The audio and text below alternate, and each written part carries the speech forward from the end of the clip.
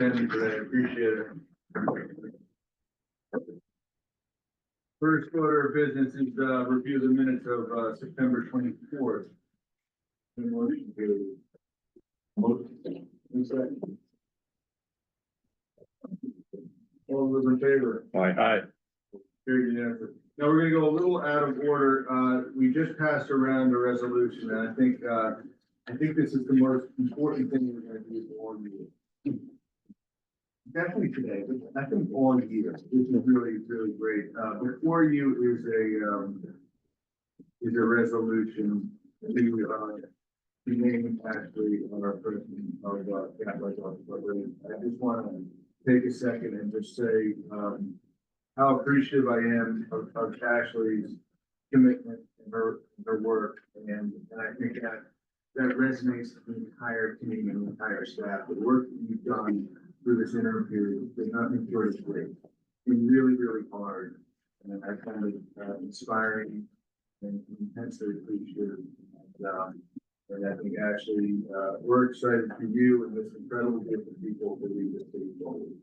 And with that, I'd like to make move this resolution.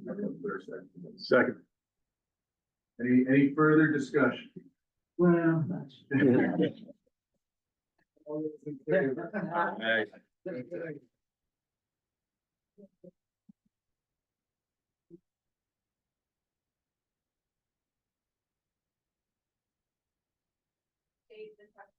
They've all put me in the past year in charge of the interim presidency, and obviously in the future for the permanent presidency. I couldn't have done it without the support of all of you and all of the incredible staff that we have, past and present. A couple folks have left over the term, but everybody has been incredible. It has been a trying time. I won't say it hasn't. But I'm very emotional because it's super important to me, and I looked at Renee and she was gonna make me cry. Thank you. Thank you very much. Well, we're excited for the future, and Press release on it. Big press release. yeah, congratulations. Should be related to that. should be announcements out there for sure. That's what I had to do. Congratulations, Troy. All right, now back to the mundane. First, report of the executive staff. Sure. So I am going to start with a big but mixed announcement. So Renee she has provided her letter of resignation, mostly related to family relocation back up to the county. So we're happy for Renee to rejoin her husband and daughter and the rest of her family, but sad to lose her. She's a big contribution to the team. So that's effective November. So unfortunately, this will be her last official board meeting. So we thank Renee for her 3 years, or like three and a half years here, shortest time, but big impact, and big impact in the next note that just Right, thank you very much. thank you. Wish you the very best. 3.5 is a long. It's like an academic cycle and elections. That's a good time, and we wish you the very best. Thank you. Absolutely. You have friends here, but these things don't transition when you can. I know we're kind of. And so with that, obviously we're trying to keep our staffing at the present levels and keep the progress that we've made with that. So the senior economic developer position has been posted.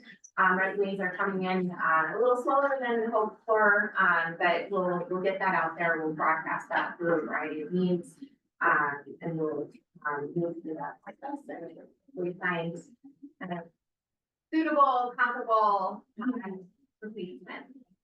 Maybe not replacement, but fill that position. Ashley, will you circulate the posting?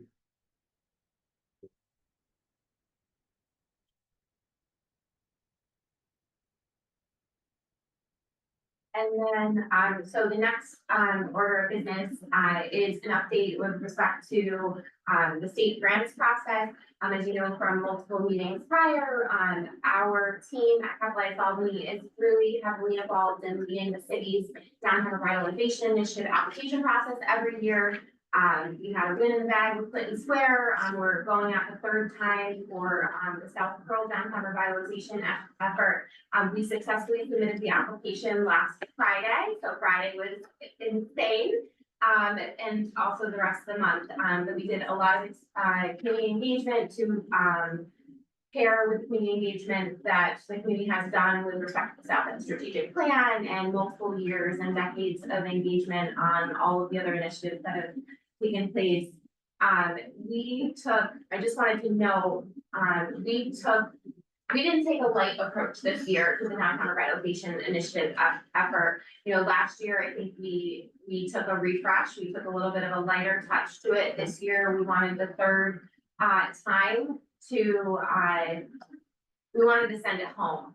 So we redesigned the entire application, we reworked the narrative with updates to projects, developments in the community, things that have progressed to make sure we capture everything that's happened over the past year. So you're seeing, you know, some slides that show the cover page and recent investments in the district. Just noting that there's been more than 300 million in investments inside the zone and within a half-mile radius of the zone since 2012. We use conservatively a figure of 240 million plus in the application, but that chart that's on the table now adds up to well over 300 million. And we worked through a potential project list, as the state often likes to see the communities have that potential and have a list generated before they go into the strategic planning session. So I think with that, I'm going to kick it to Renee to talk a little bit more about the projects and the investment involved. Sure. So on this go round of submission, we have a little over $40 million in proposed projects. These are a little more community driven based on a lot of the feedback that we were able to get throughout the community engagement process, specifically for the DRI, but also we had the opportunity to participate in a number of community meetings with a number of community organizations throughout the year in a way that had not necessarily been available to us in years prior. So we have, and also keeping in mind that we did redraft the boundaries. So we've got, you know, things like the expansion that Trinity Alliance has been working to undertake for the last 2 or 3 years, the $15 million project they're looking at to renovate the building and expand their facilities. They've got quite a bit of money in the door. The hypothetical ask, if we're awarded a DRI, you know, they're looking for somewhere in the realm of $3.5 million. There's also initiatives for marketing and branding for the zone, including a specific investor marketing initiative to help support the ongoing efforts to rehabilitate some of the buildings in the South End. We also have a small grant fund proposed for small businesses, but then one for upper story residential conversions in the zone as well. Are there any other big ticket items? Community loan funds project at the former Coliseum is on the list. The Salvation Army's Campus of Hope. The Southern Hudson River Gateway project, which the city has done a tremendous amount of work to move forward. They had proposed a $1.1 million project. They've got some of the money to make some of those improvements. We proposed additional funding for that to build out the rest of the community's concept. We've got, we also, I will say, kind of smushed some other project opportunities into line items, quite frankly, for space and design purposes. There's some additional things that the city would like to see on the South End connector, lighting and a mural. We included public art as a whole, Patrick Choose project for 40 market rate housing units is also on the list. And of course, South End Children's Cafe should not go unmentioned because they're in the middle of a very large initiative, and they're a great organization who does everything, you know, like in a phenomenal way that we, without all the financial resources, I guess I should say. So I think that's I had a question, what's with the lighting? Do you know the vendor of the lighting? the city has been utilizing Signify. Oh, excellent, so these are the 5G luminaires. My understanding is that they are. Excellent, so there is a whole green zone project that's been funded by the New York Power Authority for the city of Albany for South Pearl.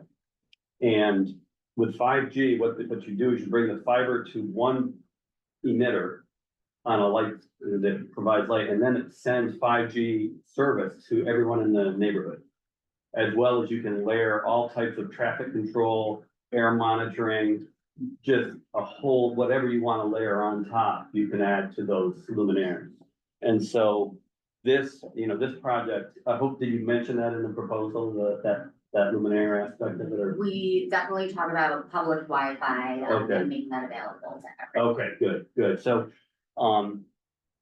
I've been working on this project with on the luminaire side with Montreal. So this is a partnership with Montreal where we're taking, the technologies that we're trying up in Montreal and also deploying it. This will be very unique for Albany. Albany as a city doing this is gonna be very unique in the country.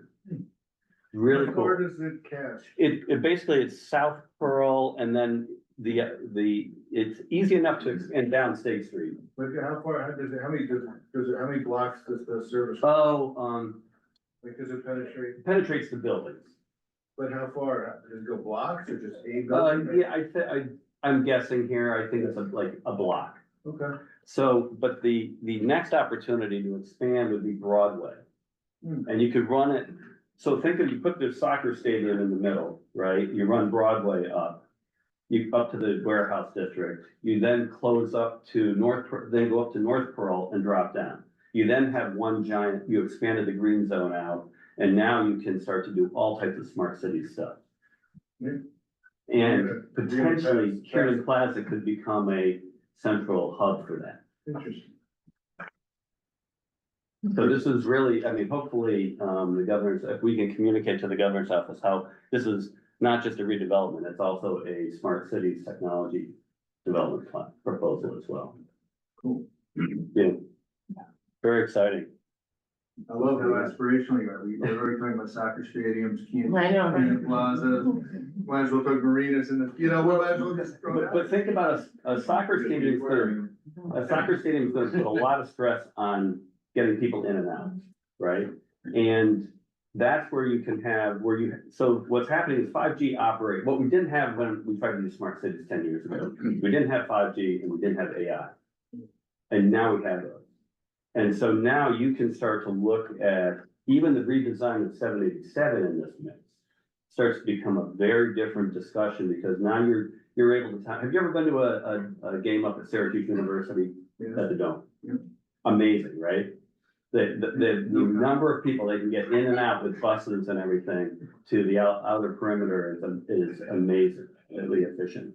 And so I think think of a soccer stadium and think of ideas that you can start to leverage 5G on. That is smart.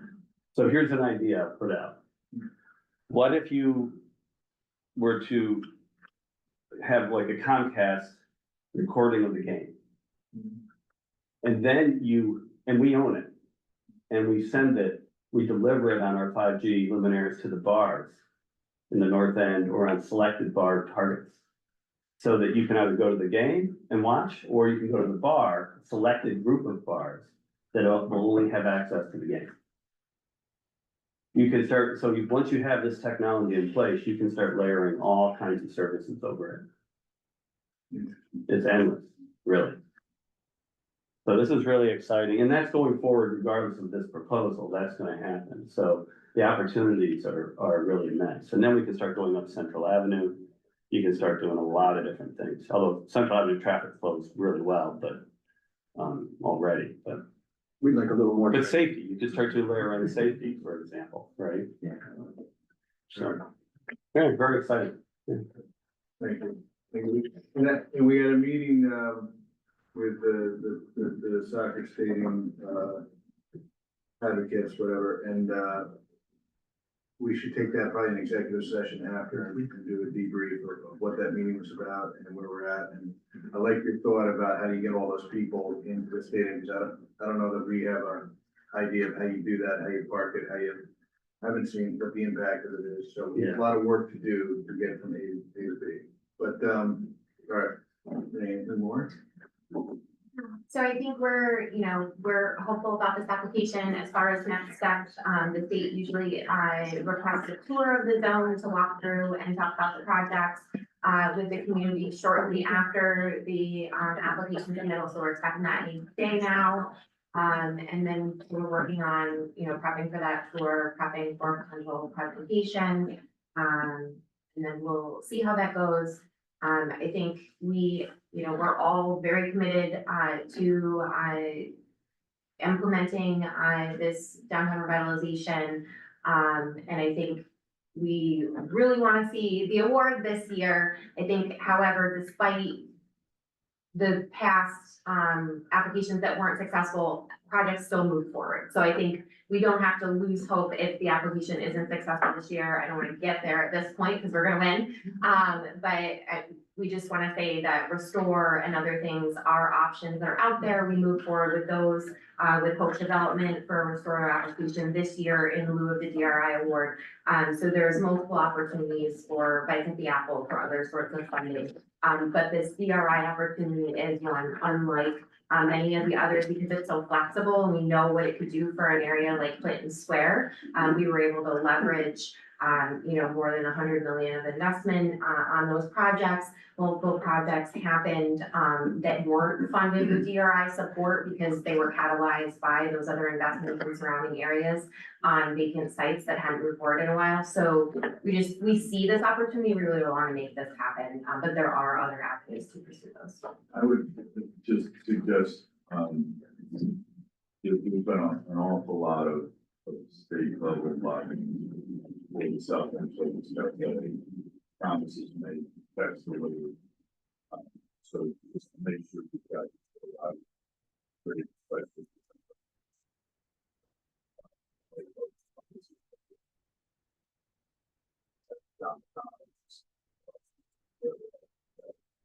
So, there's a lot.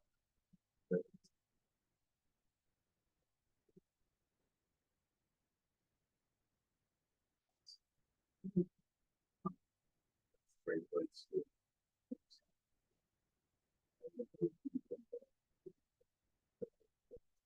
Just know that when the council will see that, and they've seen it a lot. That's how it'll.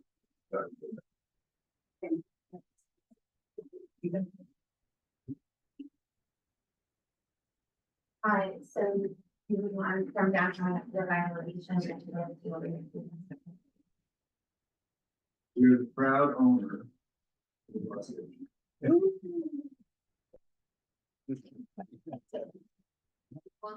I think.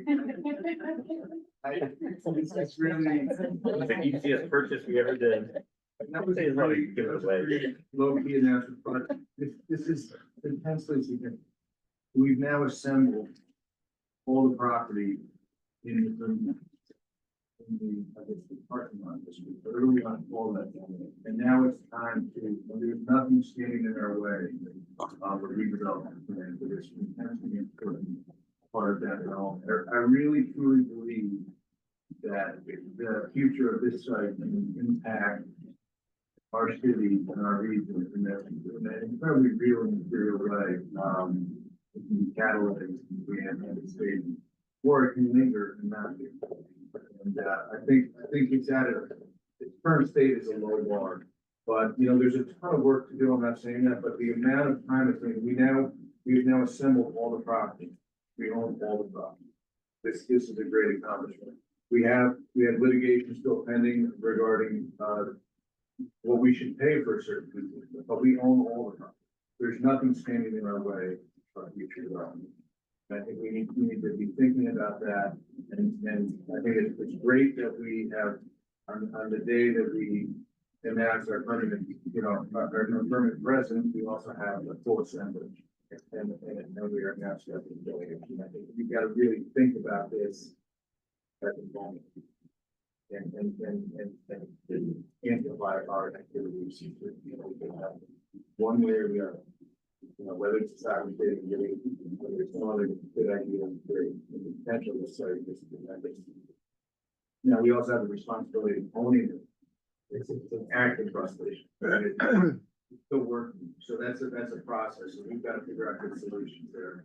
And those good solutions are not immediately apparent, right? So we got to figure that out. That is something. So, moving forward, council and myself will be talking, with Greyhound about, their lease, and be working with them on, potential solutions for the interim situation for them to integrate into new operations.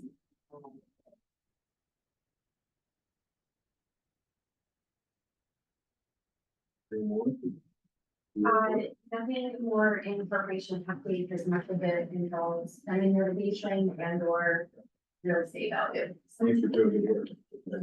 All right. Well, I think the South End presentation is exciting, but there's a lot of really important projects there, and think of St. John's not being in its current state would be tremendous. And I think as someone who uses that whatever bike path, running path that goes touch from the Helderberg Rail Trail to the Point Preserve, it's really important to the quality of life of people. And Southfield, well, I think there's tremendous things. Anyone to say, the college actually has a collaboratory right on that street, so I want to thank everybody for Wonderful. the citizens of the South End for, development work to do, so that's wonderful. So, health capacity, honestly care of public health access for elderly, and so I think we did it. We definitely refer to your operations. Critical thing that, helps that community, so. Thank you. I guess one thing to recognize when you see, we've got this, we talk about the lean staff all the time of all these projects. There's some level of engagement, sometimes significant, sometimes conciliatory of the staff. Like Capitalize only touches the whole thing. So it's pretty fine. All right, and for that, we'll move to the report of the Finance Committee, who's going to take their lead, and we're going to go through our quarterly, and then also we'll have our budget this year, hopefully. Yes. All right, good luck. On that, for your consideration, the internal financial schedules for the period ending September 30th. Net income is approximately 1.2 million. Again, the evidence, approximately $100,000 in the same period. Year to date, operating revenue.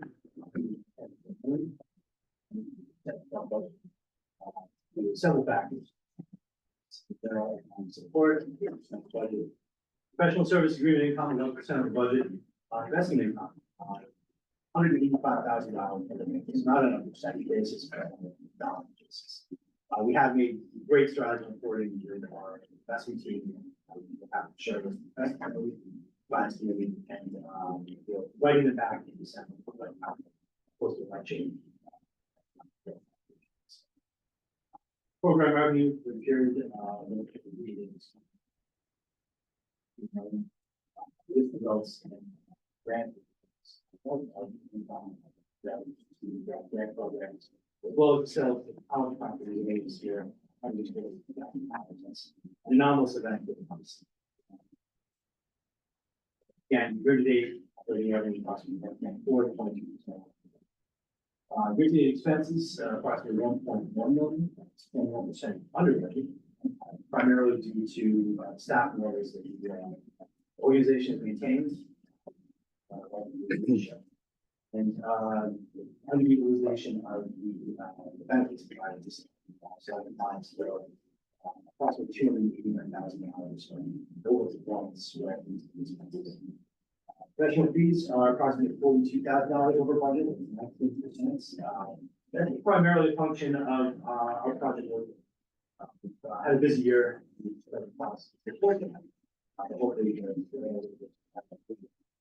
Hopefully, definitely support that. Project and program expense, $260,000. Primarily grant related, and then expenses we carry. Balance sheet continues to remain strong. Unrestricted cash has increased by approximately $60,000. Investments increased by $170,000, primarily due to the $700,000 that actually directed us to push out to the grid fund. So we were able to lock in on a short-term basis for an everyday treasury investment, 4.9%, which given the kind of uncertain economic environment, we thought that that was an opportunity to purchase. Continue to kind of aggressively manage our short-term cash to support the organization's operations, while maintaining a balance between duration and investment. So we're happy with the great fund performance, and kudos to Ashley for suggesting that, as somebody with an investor background, I missed that. So again, we're happy with that investment. AR, $313,000 at the program, primarily due to pending reimbursements for both market and program. Cash flow, again, nothing atypical there. Cash equivalents increased to approximately $20 million. And it reflects the operation activity for the organization. No numbers. What we would consider we continue to maintain the appropriate service stewardship and the organization resources. We're partnering with vendors for contract concessions, with our bank partners for fee and fee concessions. And again, we're happy to see the we're happy with that. But sounds the summary year-to-date budget, there's actual is attached, as well as the support of financial schedules, and again, any feedback, questions, concerns. If I can't get you an answer now, Great, so we're gonna we'll do the budget next, but first, any questions regarding the financial report? I think it's hard because, you know, we've gone from kind of a run rate operations to an episodic events, you know, the development activity, you know, the big chunky money, and timing's really challenging. And so you see that it's in this kind of erratic performance, erratic from a timing result perspective, not from an execution perspective. And then the other thing I'd say is, you know, we talked about getting Great Point in here because we're getting, as we go through a declining rate cycle here, the world changes for us. We're largely cash. We have a large cash position, so we benefited from this, you know, high rate environment. We basically do nothing and get a reasonable return. And I like to think, you know, Warren Buffett went largely to cash. We went largely to cash. I think he followed us. That's what there were no one on it, but it was guys. So, but it's gonna get harder, right? So it's gonna get harder for us to drive revenue, and that's important because we have a lot of expenses, and we're making up some of it with the efficiencies on the expense side. While I appreciate that, this is not an organization that we're gonna cut ourselves to prosperity.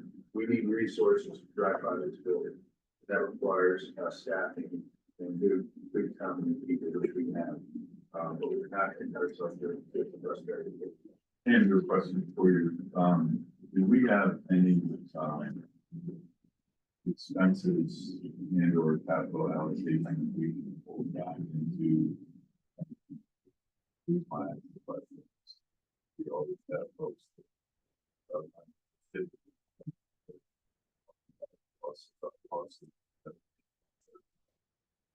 Selling the public, like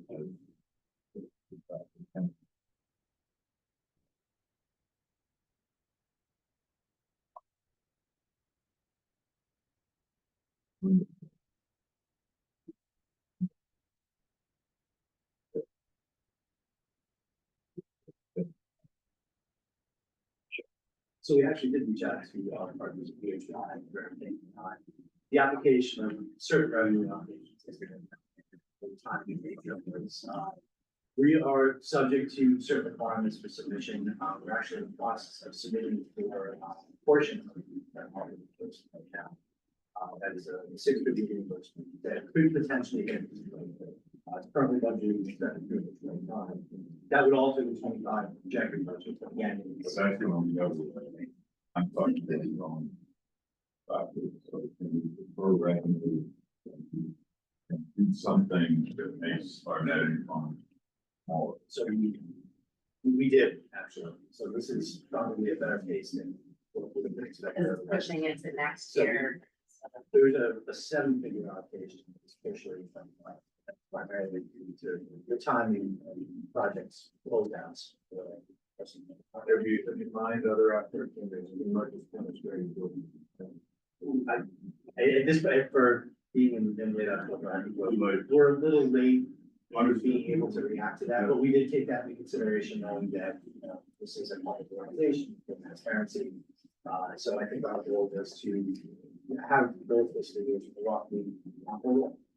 So in doing the push out, we kind of missed that wild oscillation this year to next year, and we're both probably more moderately overperforming as a result, but one exceedingly outperforming and one still probably solid outperforming. They're both kind of normally operating. So next year is going to be a little more normal, I guess, if it's normal for us. But a little under what this year was projected to be. I would just suggest you, the finance committee, is looking at that. Forward looking. Again. Have that. Just on the balance.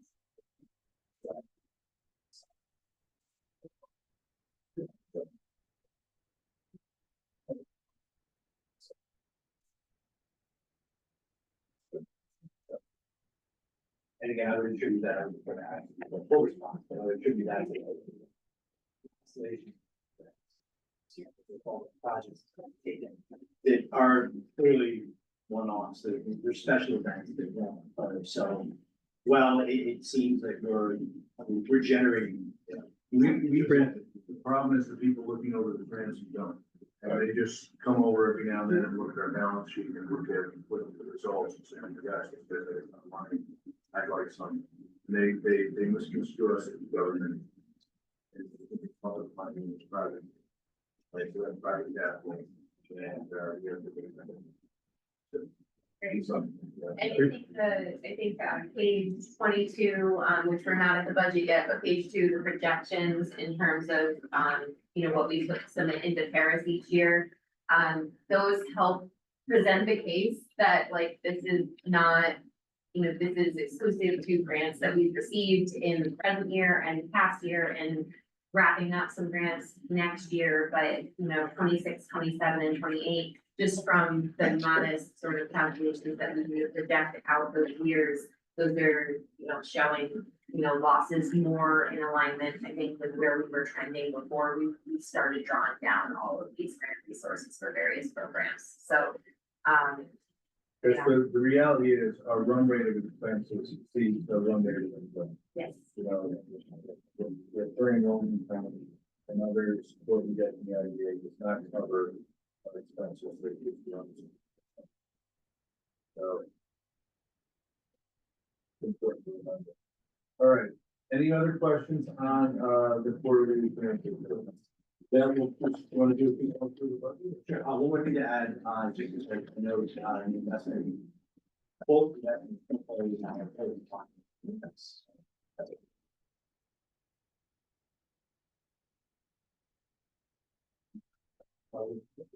It's a great segue. We are budgeting.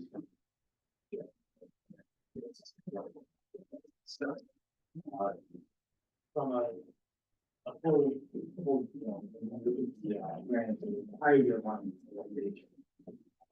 Net income is projected. Yeah, that's a function of those reimbursements. When you look at our operations, it's $180,000. So this is not an organization that creates. Guaranteed. That's fairly conservative.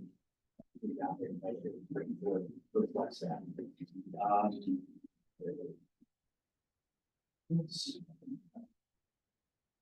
So we continue to explore administrative efficiencies, getting costs, legalization, and over the taxes and status, and contract concessions.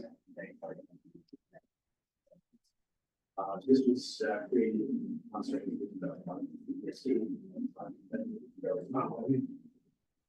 Everyone quite well. So.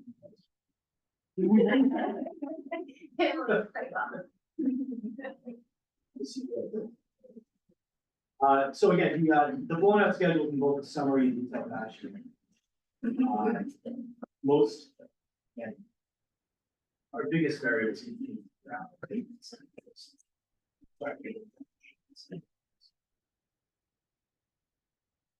Those are, again, budgeted appropriately but conservatively, really don't come until. Swan. So we've done our best to fairly represent what we expected. And absent grant revenues, the budget is supposed to be certain. We've got transparency requirements.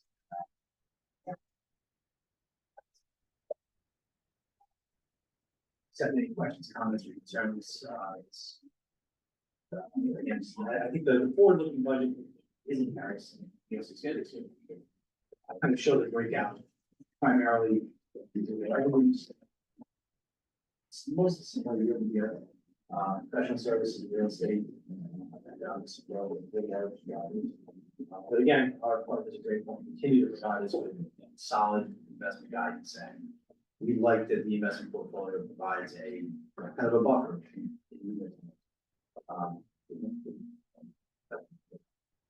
Salary benefits, we don't spend much, but what we do spend on this staff. Appropriate that reflects kind of a nominal year-over-year increase. You can see that we're actually budgeted lower. Occupancy, administration, membership and event, or real estate, these are all in line mostly with regular expenses. I think the increases that you see are a reflection of the increased costs in general that I think we're seeing across the board. We expect to incur additional attorney's fees, the external accounting and IT fees are included in this. We're in the process of converting QuickBooks online, so there will be some additional IT expenses throughout the year. Although that in particular will save the organization some money, both in the licensure and the efficiency that we expect to come to this.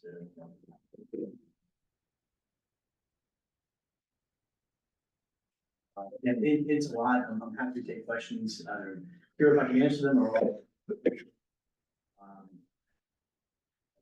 this is a fair representation. I'd just like to point out, I think this is more to what Michael was getting to earlier, and Andrew harps on this every year. It's probably for the newer members of the board to hear. We run a structural deficit every year. At the beginning, our projected budget year, we lose money.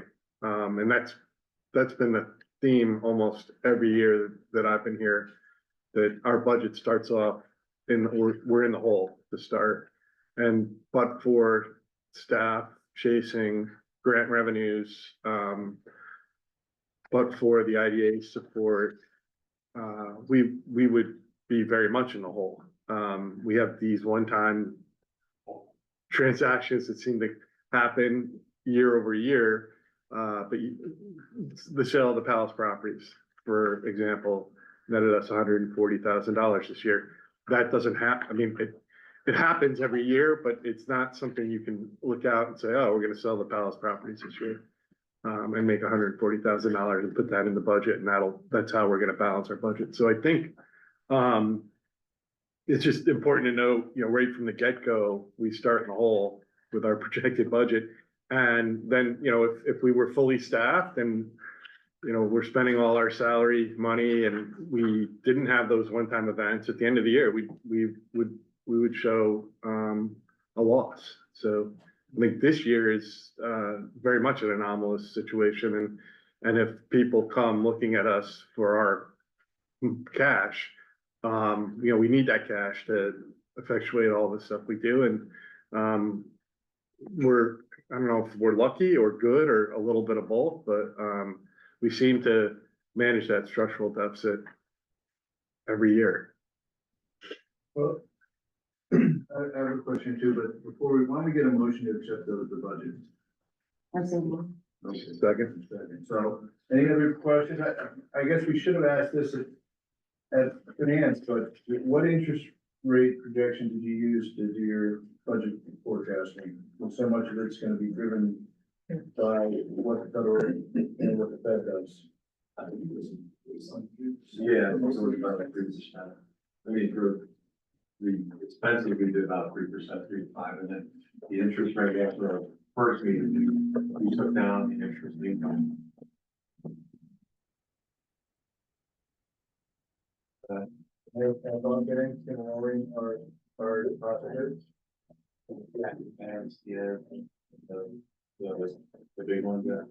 Actually, well, the other one. Not as generous as we would. At least a return to a market level, not somewhat of an above market rate.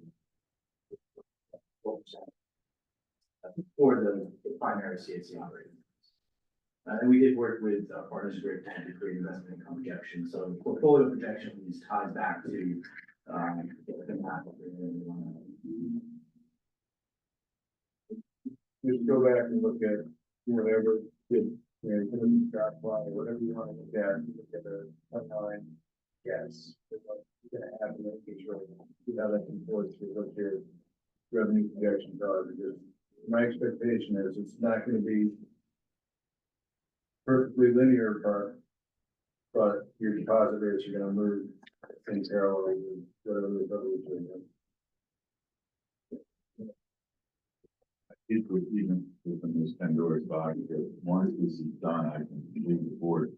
The coin preserve, the coin preserve thing, where we pay and then it goes out and trust us, and at the end, it's all gonna work out. Yes. Where are we? Because we gotta be close. Final payment was made this year. Right. So Tom and Andy can probably share a little bit more. Did we about stick the landing? Can it actually impact workout? so due to a series of prepayments, for launch, which is expected to start in 7 May. Close that out. Actually, not only and not only that, I mean, this continues to kind of a lingering insurance issue that's been next assistance. We were able to avoid the insurance costs associated with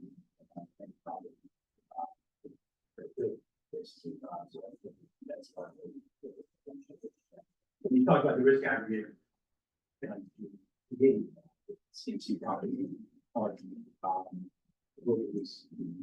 see what happens. But we're still showing appreciation. It's gonna stay, the agreement goes into 2022. So are you just gonna show expense for 2032 or refund? Like where? I think there's still some income. I looked for it. Yeah, there's, I don't think he's having. So, and I think that goes out to, like we said, 2023. We had it sitting out there referred on the balance sheet. So this thing now saying that. That's the one that very appreciated. So you can at least make 36. Sorry. So it's still gonna be there on both sides. It's still be on both sides. We don't get the revenue for bonds, and they, but we also have the expense of insurance associated with it. Oh, I did that, that's something. And then at some point, the depreciation. Yeah, I would have to check. How long would that, Yeah. I'd have to look at the UHY as something. Yeah. All right.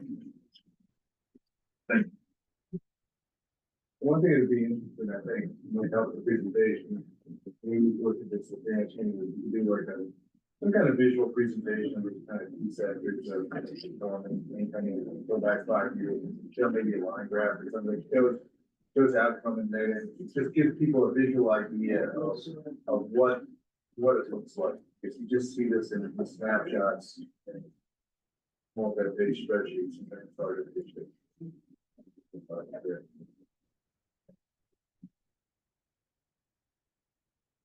all right, so, did we vote on that?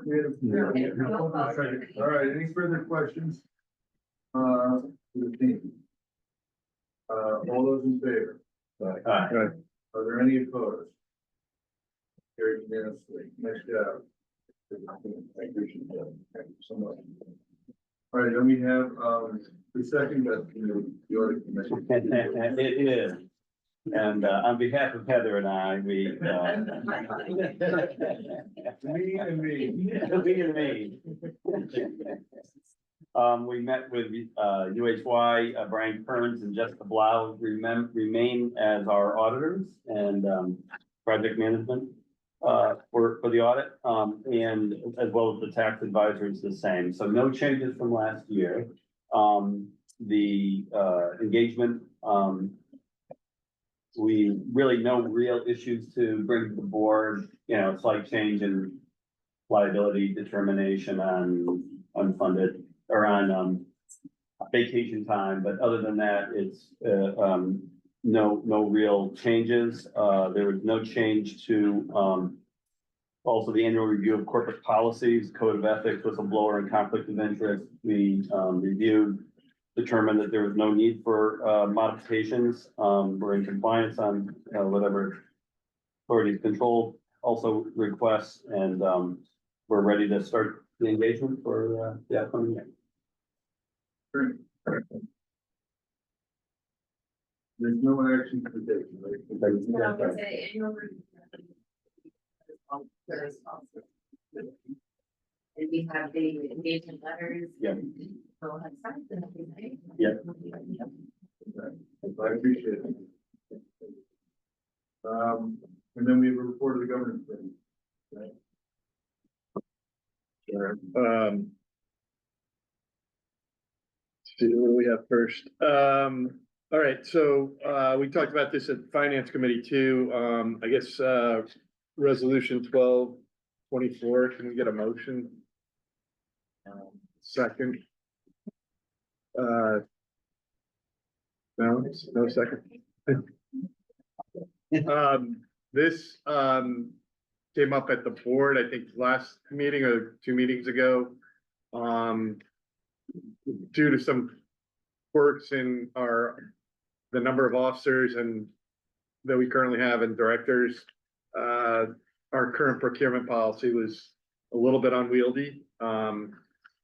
And also we had a threshold of $50,000 before the board had to get involved. So the resolution in front of you would approve modifications to the procurement policy. I don't know if there's any questions, concerns. I believe it's reflective of the discussion we had at the board level and then at the finance and governance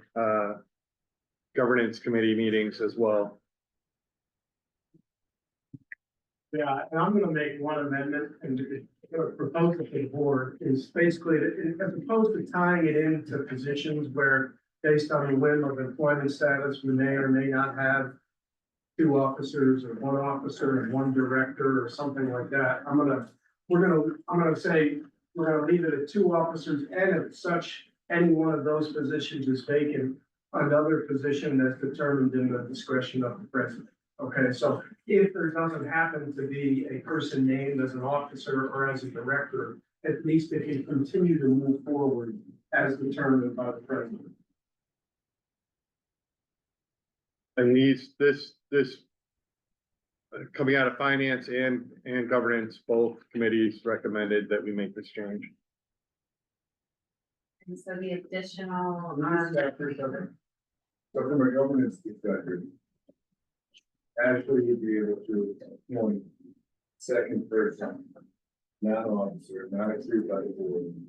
You do that, I don't know, what you think, I think, control environment, either be some that can report it to the board, approved by the, you know, because this is meant to be a board, kind of control environment of key expenses. Right, so it's just, you know, you can imagine the situation where you got fraud going up. We'll add that if doing any such change, we'll do the minute or something. Okay? That's great.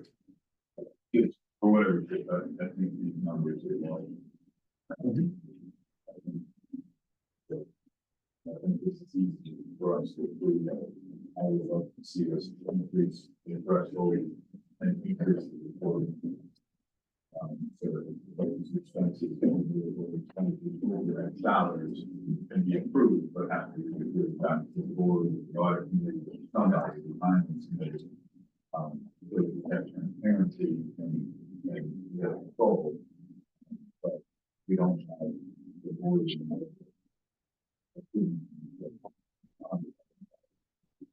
I'm all in favor of it, but I just think. I thought the actual language was gonna say either one CAC, either two officers or one officer and one director. Yeah, and that's fine. The problem we have sometimes is we have people coming and going, and it may not be a director, it may be a senior economic. At some point, I just wanted to keep the organization moving, but I'm fine with that too, John, if we wanna. Well, why don't we make sure that we have the right titles when we're hiring people? So that we do have, you know, at any given time, I mean, we should have two officers. Your challenge is you have functional titles and corporate titles. Feels like you're overlapping a little bit, but, no, I think Michael's point is spot on.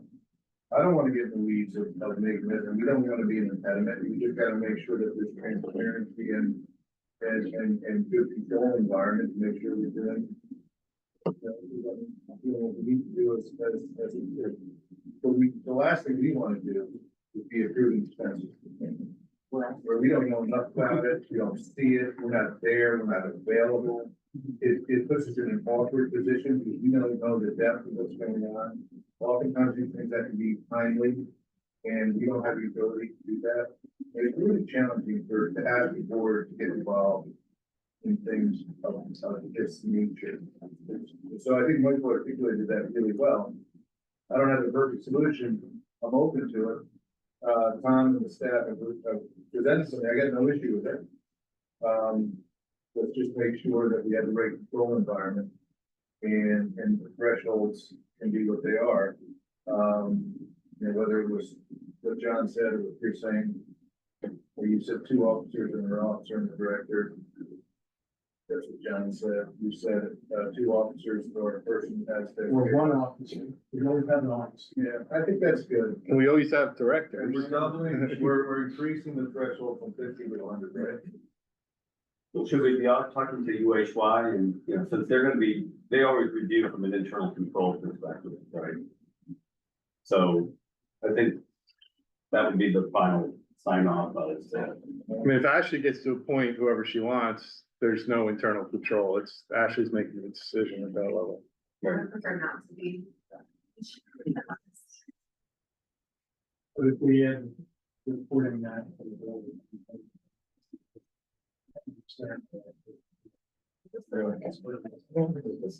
All right, we can modify this, you know, we did ask the finance committee if there's any impediments to any policy. That's very expected. And the feeling at that meeting was that to solve for any challenges. Why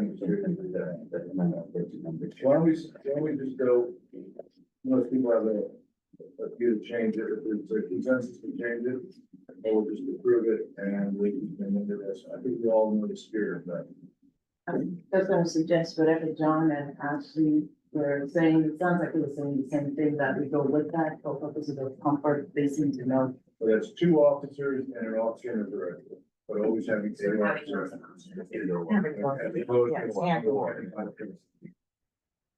So that's a modification, the threshold still is 50 to 100. Okay? Any further discussion? So the resolution is modified.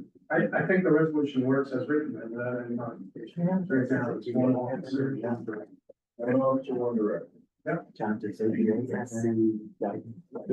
Any Why further? why does it, I don't understand why you think it achieves the resolution as written here on page 35, we're looking at. It should say either. It has to have an either or, and or if not 2 officers or if not available, Okay, officer and director.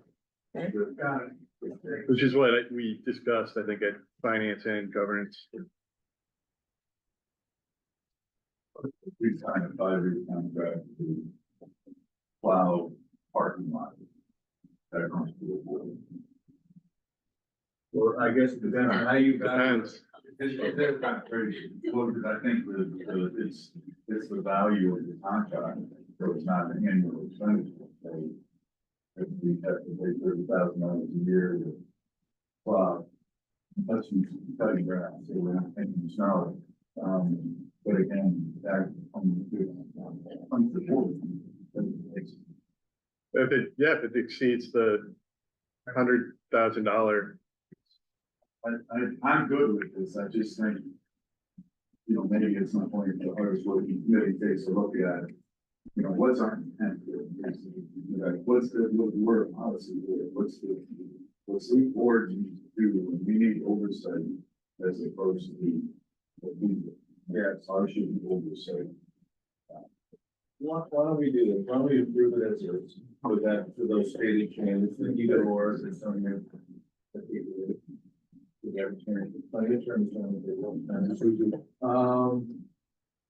And then we can keep seeing, we can modify, but I think Michael's spot on. We don't want to be approving snow plowing contracts when they go 5 years. And the reality is, you create a good governance model and a good control environment, but what happens is a million ways to get around it. But we need to be responsible. And not millions. Any further discussion? So with the modifications, are you good with that? Yes, sir. Okay, That's great, that's great. All those in favor? Any opposed?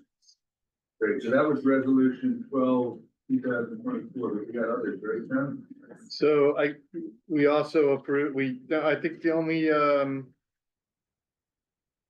there's only one other resolution, but we did just for, I guess we have to do the real estate Yeah, every that's the year, one- that's the one. even though we make no changes to it. Right, no changes. So just for everyone's edification, the ABO requires us to review literally all our corporate policies. We did that, procurement policy was the only one that we were suggesting changes to. So code of ethics, EEO, whistleblower policies. We are not recommending any changes to real property acquisition, disposition. We're not recommending any changes to, but we are required annually to approve that policy, even if it doesn't change. So I guess if we want to take that resolution. Okay, so we have a resolution 13/2024. Okay, you have a motion, please. Motion. Second. Okay. Any further discussion? All in favor? Aye. Great. And did you articulate all your views about your own, your board compliance? Yeah. So in your packet and, some of them you received in your packet last month as well. You have your confidential evaluation of board performance, required annually. And you also have conflict of interest disclosures. I believe you have received a conflict of interest by email, post last meeting, and also received it in your packet. I think you have all but 3 members, I won't name names. Two. Down to 2. On the conflict of interest disclosures, as a reminder of that deadline, we were trying to get it in by the 22nd. To, report soon. to the governance That's committee today. in November. That is today. So if you have time, you can fill it out, while you're here. If you aren't aware of those, feel free to take it back and work it through, and email it over to us. The goal is to report back, with governance committee, to be able to do a memo that summarizes all of those conflicts, to review those as we do. And So the pages are, each evaluation for performance, yeah, and then conflict of interest.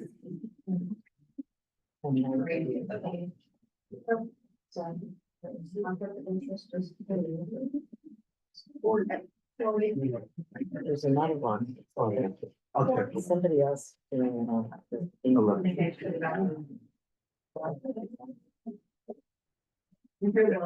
fill it out. Fill them out, I gave them to. Yes. Yes. I'm compliant, all right? That's why I'm. Page 32, I put them with audit committee, because we did review it with them as well, So so. the depends here, if you just fill those out really quickly, that'd be great. Thank you. And if the person who hasn't filled it out is in here, just email it, email them the form. I already have. Okay. Yesterday I did. Okay, great. And just to be clear that even though we fill those forms out, there's an ongoing responsibility. Any circumstances change, you know, to pick up a client that ends up in front of the IDA or this board, I think, you know, there's an obligation to disclose that. So disclose either, staff, council, chair, and or, recuse and abstain as appropriate. And then also in your packet, for like annual compliance review, we did have a staff memo with respect to the authority's budget office training. So you'll see a chart of your, most recent training completion date. You can verify that with the ADL. And we have, everyone is technically compliant, but per the ABO's guidance with respect to public authorities law, they do encourage board members to, redo this training at least every 3 years or upon reappointment. So there is a pretty significant number of folks that are outside of the 3-year window that we would encourage us to sign up. There's a number of you that already have signed up or registered, so thank you for doing that. We are going to, based on the governance committee, send out those monthly trainings and just kind of continually send you those reminders, as they become available, because ABO only, puts out like the monthly list. They don't do the annual, training listing at one time. And we're gonna try and just send that to people who are outside the 3-year window. So if you sign up for the class, take it, and you're within that 3-year window, you probably won't get reminders anymore. But, and this is just meant to be a friendly reminder. It's not meant to be punishment. And new members have a year to complete their first training, so, And one thing I will note is that the ABO does not send us confirmation of your completed training. They send it directly to you. You can try CCing Maria, and many times they will CC her back on the registration and or the completion. We've had that work in the past, but they don't proactively send those completions to the Capitalize Albany team. We do check them annually. We send them our dates and they got the dates and they get it back to us, but we wouldn't know, say, if you attended a class. We wouldn't necessarily know. This is what they have in your record. This is what they have. Saying on the training, what to do. No, I think that's usually the public officer wants them to. Yeah. I've done that.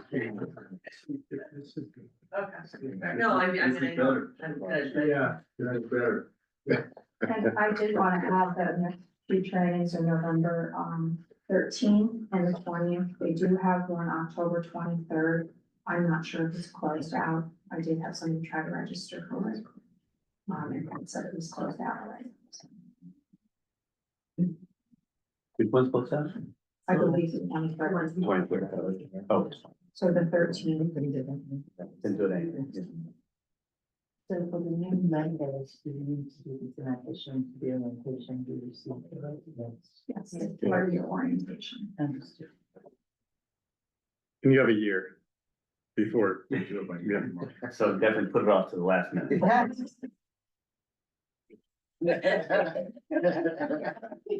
Sitting here. March 23rd. So you like So that? 3-year window is. I see my most recent training day is November 16th of 2021, so. You showing up? No. So you've got it, you're in compliance for another month. basically. Yeah, right on schedule. Some of us have a little more time. Thanks to that. I'm looking at the. Some of us. I didn't even think, just so you know, John's very quiet. I don't know who we discussed in here, but you know what we discussed. Who we discussed? John is twice. Anders, you're 2014. You take 38 hours of CLE every John's year. I was gonna say, I know this is like, you're in trouble. Next up, we have. What's that? Cause what? I registered. Find out. I haven't done it yet. Don't go back to my college. It's all slippery slope stuff. And with that, review of, board and committee appointments. So if you look on page 47, John, anything you want to say about this? We looked at this as well. This is going to require an approval. Yeah, I only saw one resolution in my packet, so I don't, it says resolution 14 So and the, 15. so Doesn't the require- 15 is reference to the president's resolution, the 14. Oh, okay. So we already dealt with 15, okay. Yeah, so the committee assignment chart is page 47. That is more just, again, a reminder of who is sitting on committees. We would strongly encourage folks that aren't on a committee to get on one. And I have never had the pleasure of being on the audit committee, but I hear it's phenomenal. It is. But they are actually out of charter compliance. So we really need to get a volunteer to jump on that committee. Not just because we're out of compliance, but it would actually help the administration of that committee. Getting a quorum can be difficult when you're down to 2 people. Yeah, I just want to say, you don't have to be a financial expert to be in the audit committee. We have a financial expert on the audit committee, which is required in our bank. I don't know if it's required here, but you don't have to be a financial expert, and it's a critical committee. And if you could look and see, for those of you that don't have the committee summit, if you could think about the audit committees, that would be great. The other thing I asked, I would say you get a good update of particularly not-for-profit, requirements and the financial. It's always a very good discussion. I think it's really good. Yeah. How often do you meet? 3 times a year, I think. Two times, basically, when we review the results and then, It's not an exhaustive yeah, no, it's. time commitment. Yeah. Sign me up. And there was even Right. lunch, there was lunch this last time, so. All right, sign me up. Thank you. I'd also like to point out that. Did we get another? Just, Okay, awesome. and since this chart went out, John Vero has joined the governance committee, so. Cause he knows how exciting that committee is. How many people do you need for it? Great, So you're good. yeah, for charter. Unless you want to. Before is better.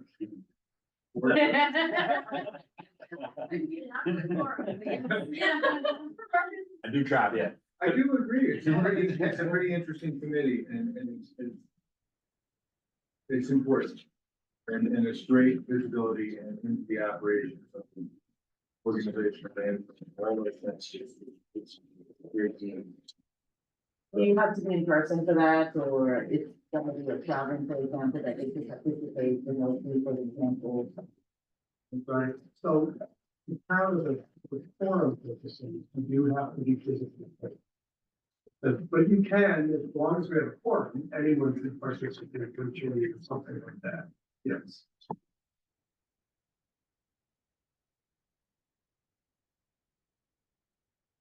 But it, you could, Membership, that never means. and It's probably the chair. We have a lazy chair. in all, Lazy. Always surprised. I haven't participated in audits so long as it's that understanding that I. That's what I just- yeah, and Very generous. And if it turns out that it's not working out and it's too difficult to get to the, you can always drop off. That'd be great. Thank you very So, much. Could I be added to the ad hoc Liberty Park?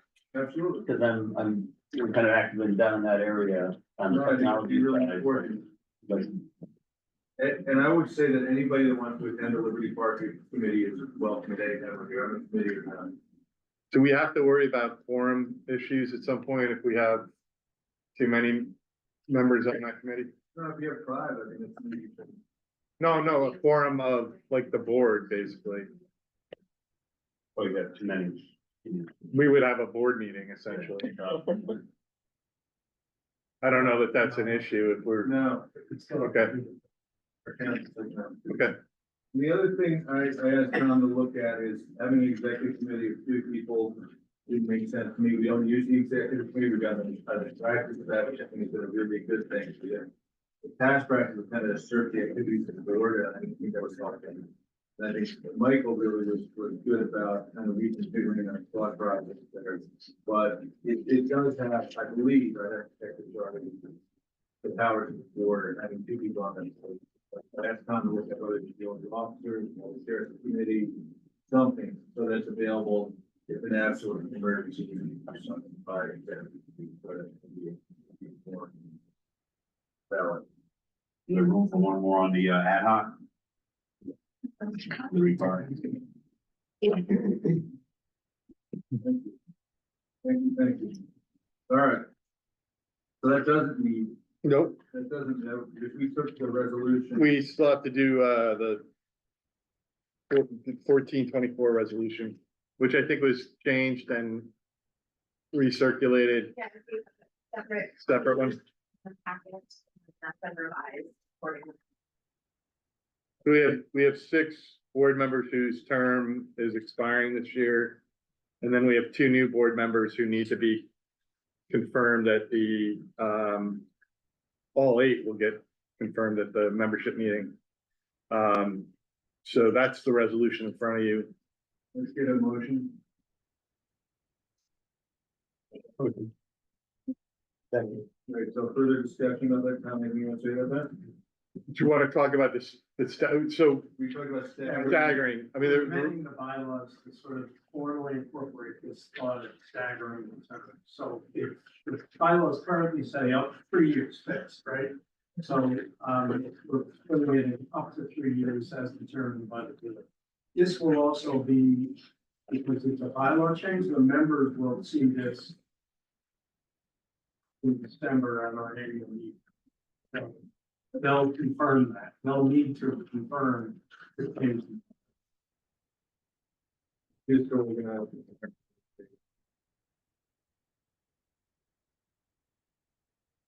so.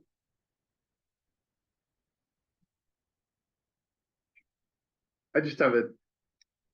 Well, it looks like we're gonna be setting ourselves up for a significant number of 2026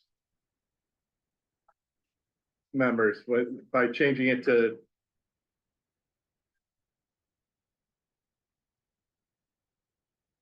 Am I, Page 47 is the chart. we'll have 6 board members in 2026, I guess, we have 6 in 2027, and then, The problem. yeah. So that's what it is, and then without bylaw, you can't amend it. And without a vote of the membership, you can't amend bylaws.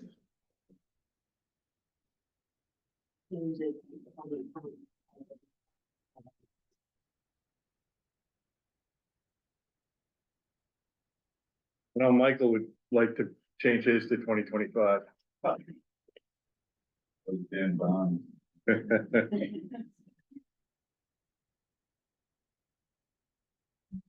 So I'm comfortable with the resolution as written. I don't, We already have it. Yeah. So, any further discussion? But we're changing the bylaws to say substantially equal, right? We used to have the phrase substantially equal. Well, we have it up to 3 years. Or as determined by the board. So there's a 3-year ceiling, and that gives the flexibility to do 1 or 2 years. But yes, yes. Any further discussion? So should the terms below in the list go from 2025 to 2027? Like, should that show that it's up to 3 years and not a 3-year term? We don't have that yet. None of that. Or it has to be ratified? Be ratified by the. Yeah.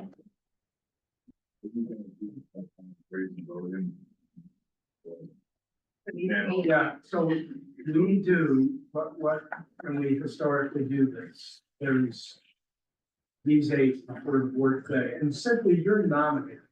The members will actually elect. Is there a way to nominate them, approve the bylaws changes and stagger the terms on the vote? Sure. Sure. Well, we're nominating this to the members with those terms, so they are gonna be staggered to the extent that they're staggered as the term ending.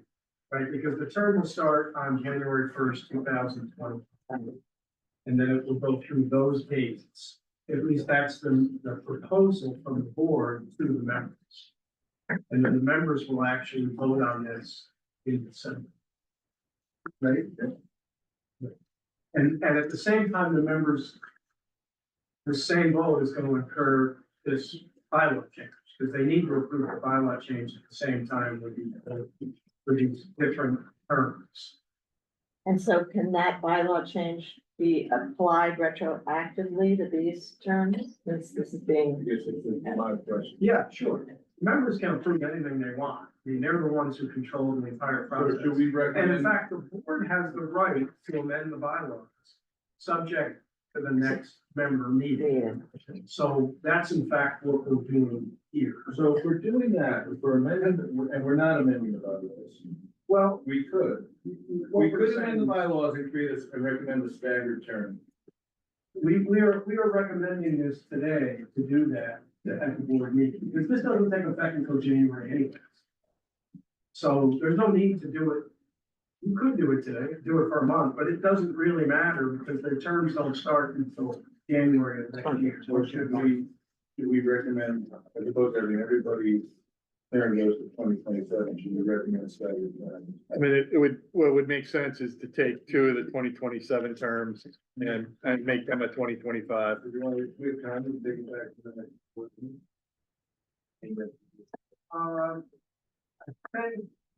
we, yeah, well, see, the problem is that. they're not staggered. Yeah. It's still- Well, we already are staggering Richard and Twain, so. Yes, but the voting is gonna start soon. So we have to get this out like this month. Okay, usually that October, we'll start sending these to the board, to the members, so we can start getting the proxy votes.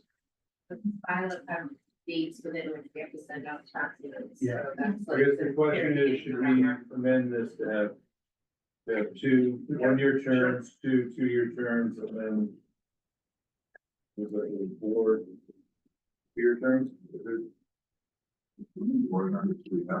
14, 2, 3, and 3, or something, just to get staggered terms? So if we. Sure. On that, if we just move on. That gives you 5. yeah, I think that would be plenty. Think Michael, it's 1-year term? Yeah, and then he'll be up next year again. 5. I think you got more than that, I think. got 7 and 27. No, we did change it. Yeah. There's a new resolution, Anderson, yeah. This is showing six. Yeah, you're right. Just company. Let's do that. So we have a resolution, with that single modification from Michael to 2025. We've got Richard is 20 and 26. 1, 2, 3, 4, 5, and 27. Same thing. Is that okay? That's fine.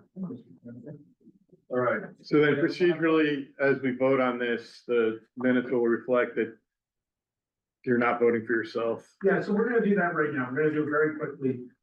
And we're gonna do 8 votes. Ready? Okay. I need a first and a second to nominate the members. Rita Adams for a term from January 1st, 25 to December 31st, 27. Do I get a first and a second? Second. Got it? All in favor? And Rita will obviously abstain from that vote. Okay? Next, I need a first and a second to report and nominate Michael Castellano for a term from January 1, 25 to December 31, 25. First. Okay, all in favor? Aye. Michael is not participating. I need a motion, a first and a second for Sonia Del Corral to go from January 1st, 25 to December 31st, 27. Okay, all in favor? Aye.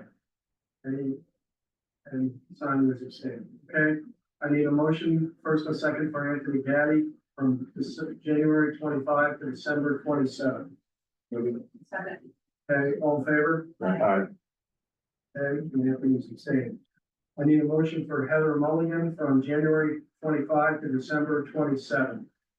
Second. Okay, all in favor? Aye. Okay, Heather's abstained. I need a motion for David Parente from January 25 to December 27. Motion. I've lost a little bit of this. I sit at the end of the table for you. All in favor? You earned that. Okay. David abstained. Okay, I need a motion for Richard Sleesman from January 25 to December 26. All in favor? Aye. Richard abstained. I need a motion for Tanya Volume, excuse me. From January 25 to December 26. Second. All in favor? Aye. And she has, okay, now, this really is done because we've done everything in here. Let's also just do. Do the The motion because it approves the bylaw. the bylaws, yeah. And I think we do have that already, a first and a second, right, Ashley? Yes. And the motion came up, so if we could have a vote on the motion. All in favor? Aye. Any opposed? Thank you. All right. Great.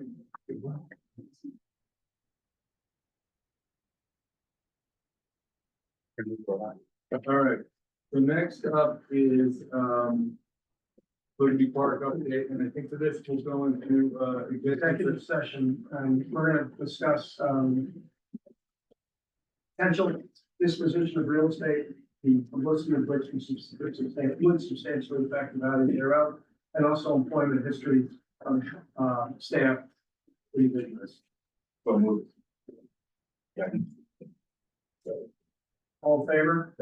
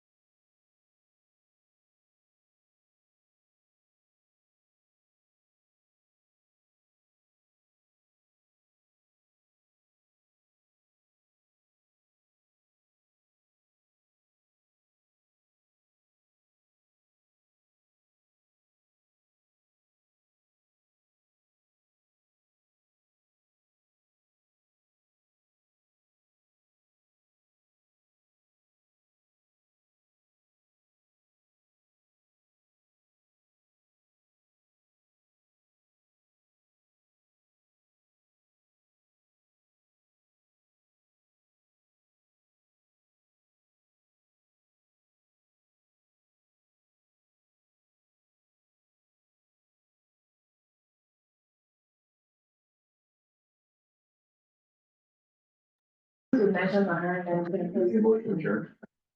Yeah, and then we have to do All that. right, so now we come back into regular. motion to come back in executive, to regular session. Thank you. Second. All in favor? Aye. So, just for the benefit of the minutes, we have, concluded our executive session. We discussed, confidential real estate matters, and advice to council, and no actions were taken. And now we re-entered, regular session. Any, last issues for the board to consider?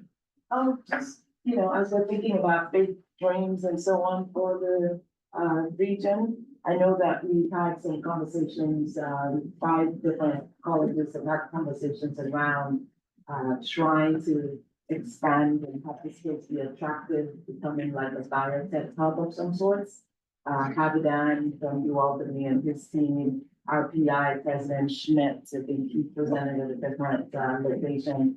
Our college, I'm gonna call it Pharmacy Health Sciences, the HUCC group, Albany Meds to try and maximize workforce development, training, serving the community in ways that will bring professions and hopefully, business to the area without being in competition with some of the bigger hubs in the cities or in Buffalo, for example. So when you mentioned Paramount Campus, that brought up that thought for. I think it's important, and I just want to say, I talked about entertainment and happy, leveraging our education institutions. Also another place that we should continue to think about that. Yeah, can I share something entertainment related?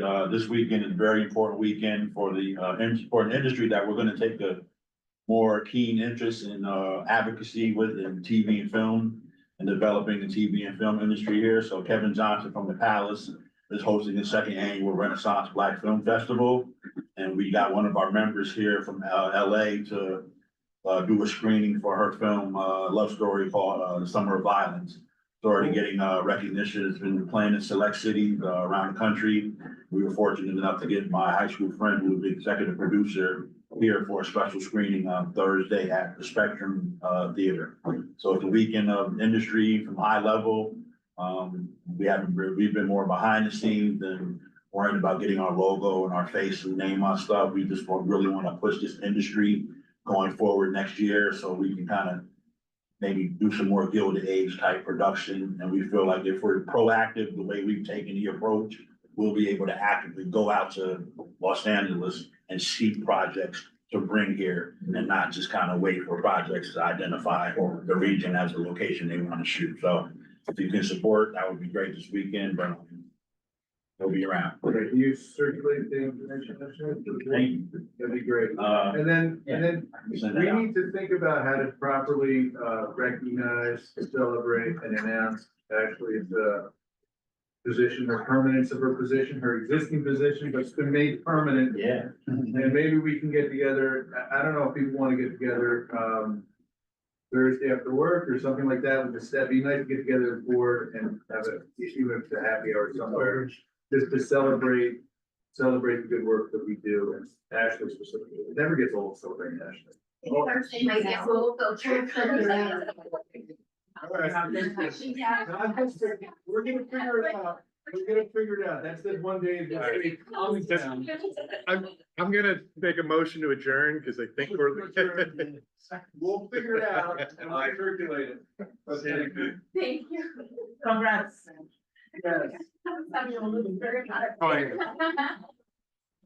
So Renee, we're. I thought, yeah,